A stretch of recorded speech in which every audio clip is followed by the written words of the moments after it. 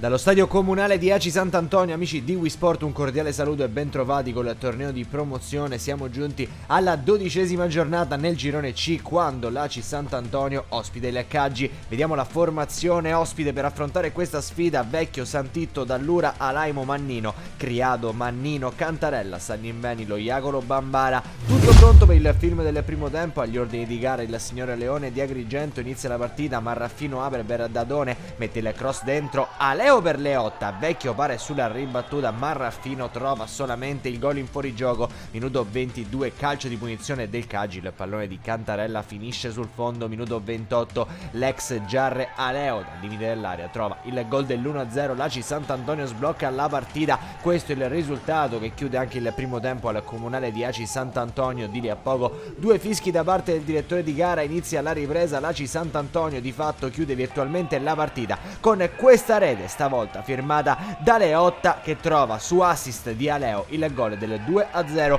Minuto 75, ci prova l'Aci Sant'Antonio ancora una volta con il possibile tris a opera di Daniele D'Amico, l'ex Messana giunto da pochi giorni all'Aci Sant'Antonio. Riesce però il portiere Vecchio a respingere. Il Caggi chiude il girone d'andata settimana prossima affrontando la Valdinisi.